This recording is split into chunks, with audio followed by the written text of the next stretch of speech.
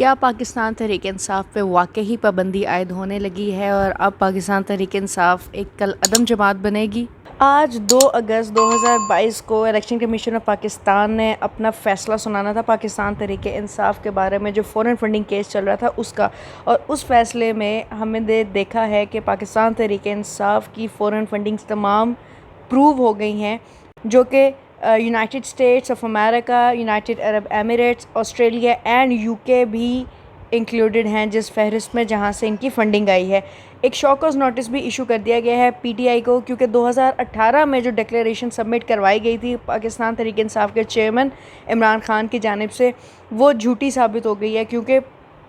34 transaction जो थी वो आइडेंटिफाई हुई हैं सिर्फ उस टाइम पीरियड में जब ये डिक्लेरेशन झूठी जमा करवाई गई थी। इसके अलावा यहाँ पे ये भी आपको मैं क्लियरली बताते चलूँ कि 13 हिडन फॉरेन अकाउंट्स थे जो आइडेंटिफाई हुए थे, जहाँ से पीटीआई को कंटिन्यूसली पेमेंट्स आती थी और ये ट्रांजैक्शंस जो हैं, इनके रिकॉर्ड जो हैं वो मिले हैं। इसके अलावा मैं एक और मज़े की बात बताऊं कि ये जिसके थ्रू सारी पेमेंट्स होती आई हैं, ये थे पाकिस्तान के बिजनेसमैन थे एक बहुत बड़े, जो कि वुटॉन क्रिकेट लिमिटेड के मालिक हैं आरिफ नकवी। इनकी कंपनी से ये सारी पेमेंट जो थी ये आती थी और ये सारी ट्रांजैक्शंस होती थी। और एक ट्रांजैक्शन ऐसी थी जो तकरीबन 1.2 मिलियन यूरोस थी।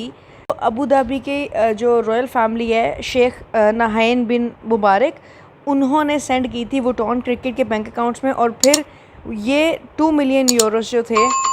उसमें से $2.12 मिलियन जो थे ये पीटीआई को ट्रांसफ़र किए गए थे same weeks with in 6 days of this transaction. इसके अलावा मनी लॉन्ड्रिंग का केस भी है, वो भी फाइल हो गया है अब पीटीआई के अगेंस्ट। और इलेक्शन कमीशन ऑफ पाकिस्तान ने क्लियरली ये बात बता दी है कि जो एविडेंसेस इनको मिले थे उसके अकॉर्डिंगली ये अब शॉकॉज नोटिस भी जारी हो गया, जबकि फ़ेडरल गवर्नमेंट इस वक्त ये डिसाइड करने के पीछे है कि क्या इस सियासी पार्टी को बैन कर देना चाहिए या नहीं। और इस वक्त इनकी मीटिंग्स जो हैं वफाकी हुकूमत की, ये इस बेस पे चल रही हैं। ये भी बताते चले कि इलेक्शन कमीशन ने पूरी डिटेल बताई है कि अकबर बाबर के तरफ से ये कंप्लेंट दायर की गई थी, जो कि एक फाउंडिंग मेंबर थे पीटीआई के, और उन्होंने इस पूरी ये जो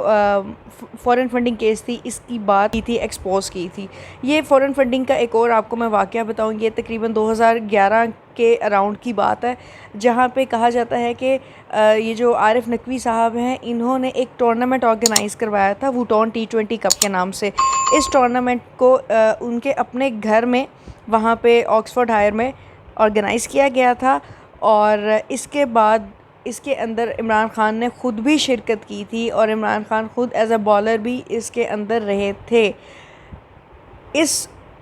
जो पूरा टूर्नामेंट था, इसकी एक टिकट जो थी वो तकरीबन 2000 से 2500 यूरोस के दरमियान सेल की जाती थी। और ये जो मनी थी जो रेज़ हो रहा था, इसको कहा गया था कि ये किसी फ़लाही कामों के लिए इस्तेमाल किया जाएगा, लेकिन बाद में ये जो सारी पेमेंट थी ये पाकिस्तान तहरीक इंसाफ के अकाउंट्स में ट्रांसफ़र होती रही है।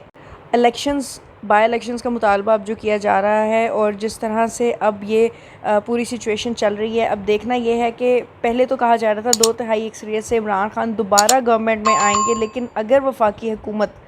पाकिस्तान तहरीक इंसाफ पे बैन लगा देती है, उसको खलअदम करार दे देती है फ़ॉरेन फंडिंग केस में, तो क्या तब भी इलेक्शन लड़ने के इनको राइट होगा पीटीआई को या नहीं होगा? अब ये साथ साथ देखते जाएंगे। Stay tuned.